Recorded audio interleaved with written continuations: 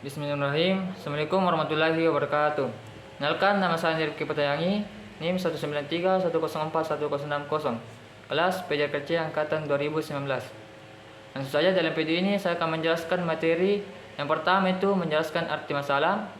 Yang kedua menjelaskan kepekaan terhadap masalah penelitian. Yang ketiga menjelaskan cara memilih masalah penelitian. Yang keempat menjelaskan cara merumuskan masalah penelitian. Yang kelima menjelaskan cara menulis tujuan penelitian. Yang keenam menjelaskan cara dan guna studi pendahuluan. Dan saya yang pertama yang saya jelaskan yaitu menjelaskan arti masalah. Masalah adalah kata yang sering kita dengar di kehidupan sehari-hari. Tak ada seorang pun yang tak luput dari masalah, baik masalah yang sifatnya ringan ataupun masalah yang sifatnya berat. Masalah adalah suatu kendala atau persoalan yang harus dipecahkan dengan kata lain. Masalah merupakan kesenjangan antara kenyataan dengan suatu yang diharapkan dengan baik. Yang kedua itu menjelaskan kepekaan masalah penelitian. Kepekaan seseorang menemukan masalah banyak tergantung pada apakah orang itu mempunyai keahlian, pengetahuan, atau minat khusus pada bidang tertentu, atau tidak seseorang yang mempunyai keahlian, pengetahuan, atau minat khusus pada bidang administrasi, pendidikan misalnya pada umumnya, akan peka terhadap masalah yang menyangkut bidang itu. Demikian pula pada bidang-bidang yang lain. Yang ketiga itu menjelaskan cara memilih masalah penelitian. Untuk memilih atau menemukan suatu masalah yang spesifik dalam penelitian menurut BOR yang harus dilakukan yaitu yang pertama mengidentifikasi lingkungan masalah, yang kedua bekerja pada suatu tim proyek penelitian, yang ketiga membaca literatur, yang keempat meneliti teori-teori yang sudah ada. Yang keempat yaitu menjelaskan cara merumuskan masalah penelitian. Perumusan masalah penelitian harus memenuhi kriteria sebagai berikut. Yang pertama itu rumusan masalah berwujud kalimat tanya atau yang bersifat kalimat interrogatif. Baik pertanyaan yang memerlukan jawaban deskriptif maupun pertanyaan yang memerlukan jawaban eksplanatoris, yaitu menghubungkan dua atau lebih fenomena atau gejala di dalam kehidupan manusia.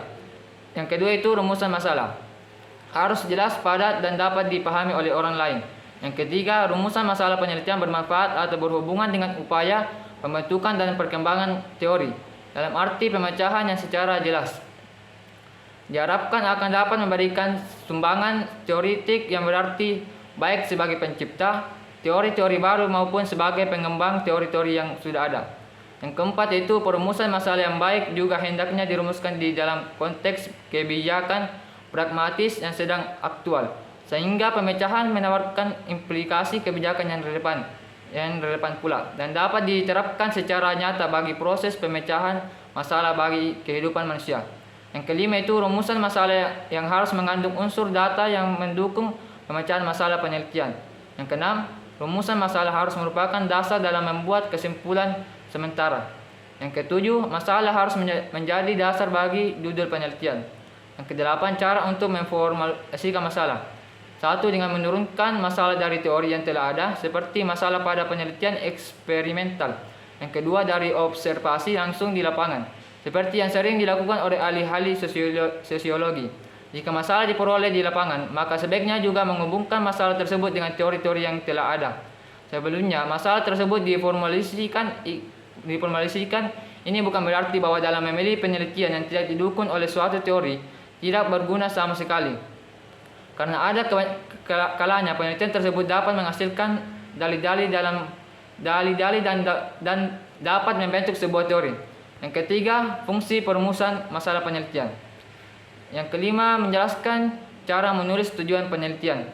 Yang pertama, untuk membuat tujuan penelitian kita harus kembali melihat rumus masalah.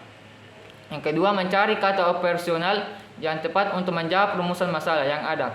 Contoh kata operasional: mengidentifikasi, mendeskriptifkan, mengukur, menganalisis, dan membandingkan. Contoh pertama, rumusan masalah adakan kesamaan cara mengajar antara guru senior dengan guru baru. Tujuan penelitian adalah membandingkan cara mengajar guru senior dan guru baru. Contoh kedua, rumusan masalah. Adakah hubungan antara panjang rambut dengan keterampilan membaca siswa? Tujuan penelitiannya adalah mengidentifikasi hubungan antara panjang rambut dengan keterampilan membaca siswa. Yang keenam, menjelaskan cara dan guna studi pendahuluan.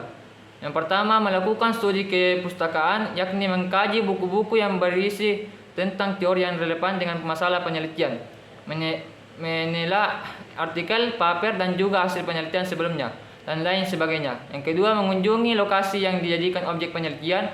Dan yang ketiga, melakukan diskusi dan tanya jawab dengan orang yang dianggap memiliki pengetahuan yang semadai sehubungan dengan masalah yang diangkat dalam penelitian tersebut. Adapun cara mengadakan studi pendahuluan. Yang pertama, dengan membaca literatur baik teori maupun penemuan.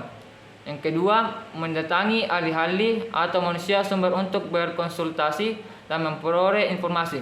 Yang ketiga, mengadakan peninjauan ke tempat atau lokasi penelitian untuk melihat benda atau peristiwa. Itulah yang dapat saya sampaikan. Kurang lebihnya mohon dimaafkan.